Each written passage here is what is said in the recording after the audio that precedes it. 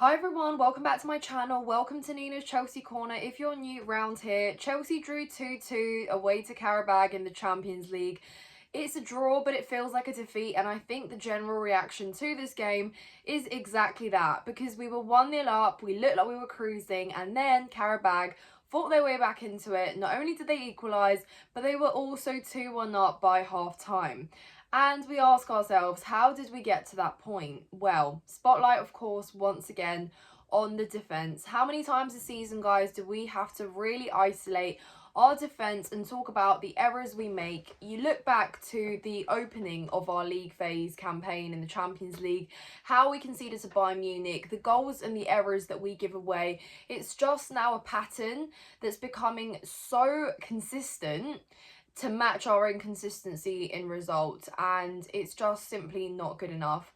I hate to isolate players and I hate to call out individuals, but for me, Tosin and Hato today, easily the worst performances on the pitch. Combined, I will give them a 2.5 out of 10.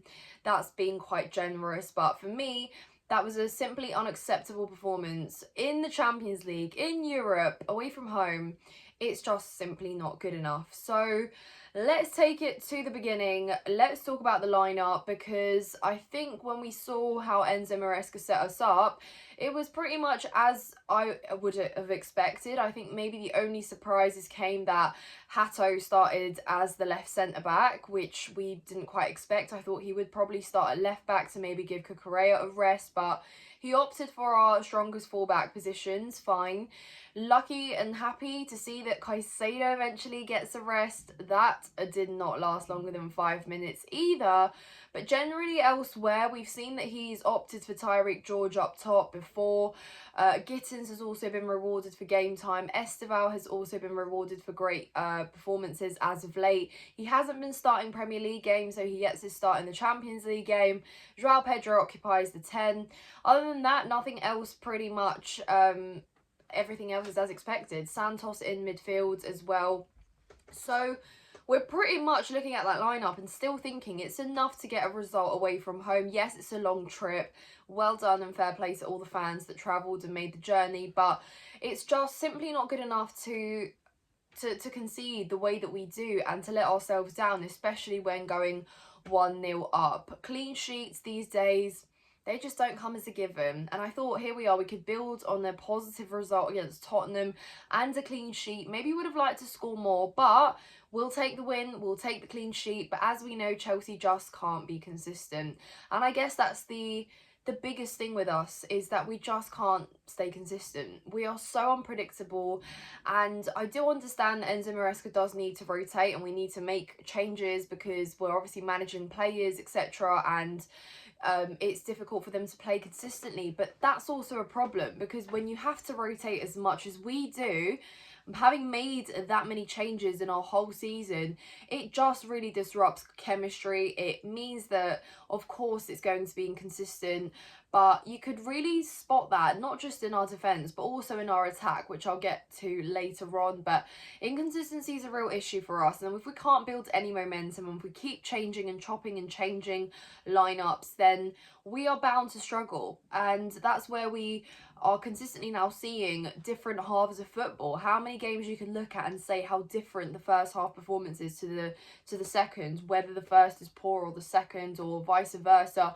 You can pretty much see this pattern where we're struggling to maintain the same level throughout the course of the 90 minutes, and we saw it again tonight. So again, we start off what looks to be quite bright. I think Qarabag deserved their plaudits for a lot of their intensity and the way they were constantly on us, and we were obviously pressing them, but they were pressing us as well. And I think their manager spoke about our weaknesses before the game and how we do leave space, and that was so evident because at times it was so end-to-end as well. They had their opportunities, more shots than us, I even believe, and more chances created, which is actually insane, but also you have to say fair play. However, this was definitely a game that we absolutely could have won if we had concentrated, if we didn't make those silly errors at the back. But unfortunately, Hato was just so off his game. Even before that obviously chance that led to Qarabag scoring their first goal against us, there were 2 occasions before that where Hatta was put under pressure and he just was so easily beaten, so easily overturned, and he looked so off his game that it just got to a point where even when he made that massive mistake that led to the first goal, it was like, well, at that point it was almost, it was coming, that was just like disaster impending. And I just think he looked so uncomfortable in his role, he looked so out of place, and I thought Maresca is going to need to take him off at some point, but he was not among any of the substitutions, which is just crazy. The second goal, again, it's Hato to blame, and not even just for conceding the penalty, simply the moments before it leading to that handball, which obviously has sparked a lot of conversation as a whole, but I'm looking at the lead up to it. His positioning is so wrong. He's face on, he's obviously being put under pressure. Sanchez Sanchez distributes the ball into him, but he's not concentrating. And of course, Qarabag, of course, opposition are looking at that and thinking this is the perfect moment to put him even more, under more pressure. And again, he's dispossessed. It's just too easy. And again, handball, concede the penalty, and they're 2-1 up. And you're just sat there thinking, how on earth have we gotten to this stage? So the second half, Maresca's proactive. He makes changes. We obviously have Enzo come on. We get Garnacho coming on, Delap comes on, and all these players who I think do in some way liven the action a little bit more for us in build-up. But then there were several moments where Enzo made the wrong pass. He was just lacking that kind of fluidity or that rapidness that we needed him to have in order to add that extra element of moment and build up to our attacks. Garnacho scores the equaliser for us. At first, again, I condemn him for a poor pass attempt to Estevao.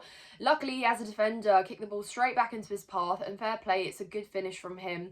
And somehow that's the moment of the game. That's where our rescue came from. It should have been another. There should have been a winner there for Chelsea. But again, it's just a lack of precision and decision making. And this is where I mentioned earlier, guys, about the lack of chemistry in the back line. It's also in the front line, I'm noticing. And let me know if you guys agree. But because our front 3 or 4, if you like, is changing so much game in, game out, they're struggling to form a chemistry or link up play, and to me they just look like a bunch of individuals. Even Gittins in the first half trying to go for goal, ignoring Estevao where he was free. Garnacho equally when he came on. Estevao also, fair play, because he can back himself, and you can see that he's absolutely got the talent there. But it just seemed to me that there was not enough happening between them to actually cause threat and catch Qarabag out at times. And I think that really does let us down, because of course they're all young players, they're all yearning to score a goal, they're all yearning to get themselves on the score sheet and hopefully warrant them some more game time, whether it be in the Premier League or whatever. But that's costly, because we're supposed to be playing like a team, and sometimes they just can be a little bit too selfish or make the wrong decision, and that does come back to bite us. So it's been all really negative, so let me at least say something positive, I guess, 8 minutes into this video. Estevao William. I mean, there's not enough good words to describe this player. Deservedly gets the man of the match award. He is just too cool with it. He's constantly creating chances. He's constantly taking on his man. He's constantly putting opposition under pressure. And you see it with the goal as well. It's a beautiful finish. He doesn't rush anything. He also came close to scoring on another occasion. But for him, it's just, he is such a nightmare for any defender. And you can see it more and more. But to think that he is still so young, and I say it every single video, and I will rinse and repeat this every time he plays and he's on the pitch, he is just incredible, and he's such an asset to this team, and I just can't help but feel excited for what's to come for this player. For me, he needs to start in the Premier League. I understand Maresca managing him slowly and surely, but for me, he is a game changer and someone that can generally be almost that, that filler for the void of Cole Palmer, because that's just what he offers, and he definitely should have the license to be free to express himself the way that he does, and he's definitely a player that should be encouraged for the flair that he shows and the skill he shows. So yeah, unfortunately I think he was let down on many occasions as well, didn't quite get the support he needed, and even every time we had a ball kind of laid off onto him from our midfield, everyone was so far out left that he was just left to fend for himself up against 3 players, and of course he's not going to manage every time. So yeah, I thought Delap had some good runs. There was some decent holds up play, but again, just wanted to see a little bit more. Maybe that does also raise the question, why didn't Delap start, or perhaps Mark Gill or someone else? Because for me, Tyreek George, haven't even talked about him this game, and guys, that's probably quite fitting because I don't think he had any sort of impact on this game. So that's quite telling. And I think there are just better options there at the moment. Delap's back. Yes, he got himself sent off, but again, you have him as an option there. Just start him from the off. He needs to build up his minutes anyway. I'm just not really favouring Tyreek George in that position. And for me, you're taking out a man in that attack. So very, very poor and disappointing all round, guys, I have to say. It's a pretty deflating result, and when you look at the bigger picture and what this means for us and our top 8 hopes in the league phase, they're pretty slim. We've got some tough games coming up, Barcelona being the toughest one at Stamford Bridge, of course, so it wouldn't surprise me if we rocked up to Stamford Bridge and put on a great show against them, because that's just what we seem to be doing, and that lack of consistency is almost a blessing and a weakness at this point, because we just don't know what to expect. So yeah, but we really need to get our act together. We don't really want to add another game or 2 into our calendar, but it could be the case. So unfortunately, this is where we're at. Let me know what you guys think. Another blow, of course, is Romeo Lavia being injured. We're not quite sure how serious that is, but I said to my dad when we were watching it, I know he can't help it. I know players get injured and have issues, but I'm just losing my patience with Lavia. It's so unfortunate, but this is his 3rd season with us. And when you ask yourself, how much can you rely on a player when it's this little? It does beg the question.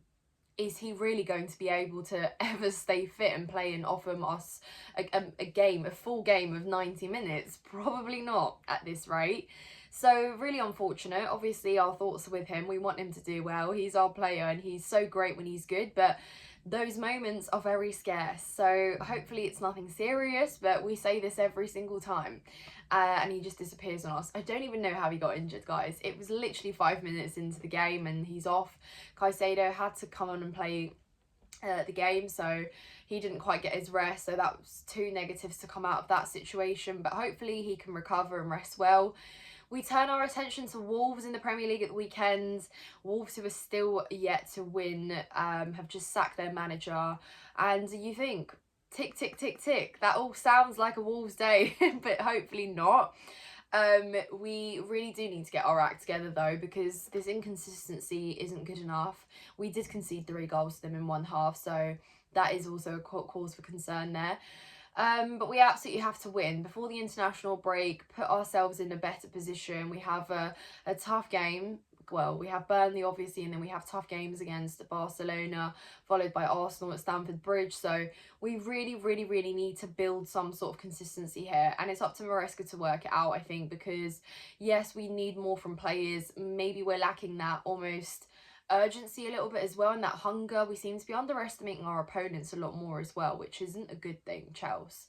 So, yeah, a lot to think about, a lot of question marks, but unfortunately, we have to take this point and just move on and turn our attention to the Premier League. But anyways, guys, thank you so much for watching this video. If you did stay until the end, please hit the like button and subscribe to my channel if you haven't done so already. Let me know your thoughts in the comments down below, and also follow me on my TikTok, X and Instagram. They're all linked in the description down below. Thanks, guys, and I will see you very, very soon. Take care.